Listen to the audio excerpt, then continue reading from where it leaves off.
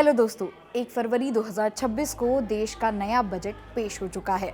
हम में से बहुत लोग सोचते हैं कि बजट मतलब टैक्स और महंगाई, लेकिन एक स्टूडेंट के लिए बजट का मतलब होता है उसकी अगली स्कॉलरशिप, उसके कॉलेज की नई लैब और सबसे बढ़कर उसकी आने वाली नौकरी।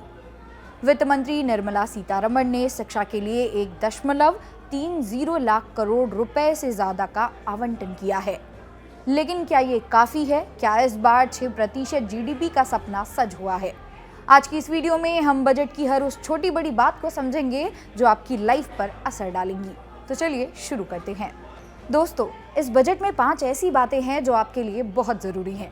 पहला, हर जिले में एक गर्ल्स हॉस्टल बनेगा। ये उन बहनों के लिए गेम चेंजर है जो छोटे गांवों से बड़े शहरों में पढ़ने आती हैं। दूसरा, ये सिर्फ कॉलेज नहीं होंगे बल्कि पूरी एजुकेशन सिटी होंगे जहां कॉलेज, रिसर्च सेंटर और कंपनियां एक साथ होंगी। तीसरा, अगर आप साइंस स्टूडेंट हैं तो खुश हो जाइए, 3 नए NIPR और 10,000 करोड़ का फंड सिर्फ आपके लिए है। चौथा, डिजाइन और क्रिएटिविटी के क्षेत्र में करियर बनाने वालों के लिए नए संस्थान खुल रहे हैं। पांचवा, 40,000 करोड़ का फंड चिप मेकिंग के लिए। इंजीनियरिंग वालों, आपका भविष्य यही है। वित्त मंत्री ने एक नई हाई पावर्ड कमेटी बनाई है, एजुकेशन टू एम्प्लॉयमेंट एंटरप्राइज। आइए अब जानते हैं कि इसका काम क्या है। ये कमेटी तय करेगी जो आपके कॉलेज में पढ़ाई हो रही है क्या उसकी डिमांड मार्केट में है या नहीं। CA, CS और ICMAI जैसे संस्थानों को जिम्मेदारी दी गई है कि वे छोटे छोटे मॉड्यूलर कोर्सेज बनाएं ताकि Tier 2 और Tier 3 शहरों के लिए युवा तुरंत नौकरी पाने के काबिल बन सके। अब MSME की मदद के लिए कॉरपोरेट मित्र तैयार किए जाएंगे, यानी नौकरी मांगने वाले नहीं, नौकरी देने वाले बनिए। सरकार अब केवल किताबों पर नहीं, टेक्नोलॉजी पर दाव लगा रही है। बजट में पहली बार अंतरिक्ष विज्ञान की पढ़ाई के लिए टेलीस्कोप इंफ्रास्ट्रक्चर अपडेट करने की बात कही गई है। मुंबई का Indian institute of creative technology अब 15,000 स्कूलों में कंटेंट लैब बनाएगा, यानी अब पढ़ाई बोरिंग टेक्स्ट बुक से नहीं, एनिमेशन और VR से होगी।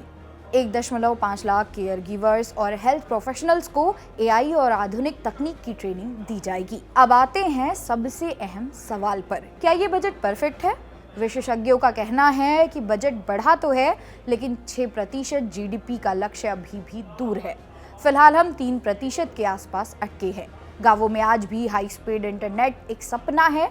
क्या ये बजट उस दूरी को पाट पाएगा? अल्पसंख्यक और आर्थिक रूप से पिछड़े छात्रों की स्कॉलरशिप के इस्तेमाल पर अभी भी सवाल उठ रहे हैं। फंड तो आवंटित हो गया है, पर क्या छात्रों तक पहुंच रहा है? तो दोस्तों, बजट 2026 ने इशारा कर दिया है, आने वाला वक्त स्किल और रिसर्च का है। अगर आपको बायोफार्मा, डिजाइन या सेमीकंडक्टर जैसे क्षेत्रों में जाना है तो आपके लिए नौकरियों का सैलाब आने वाला है।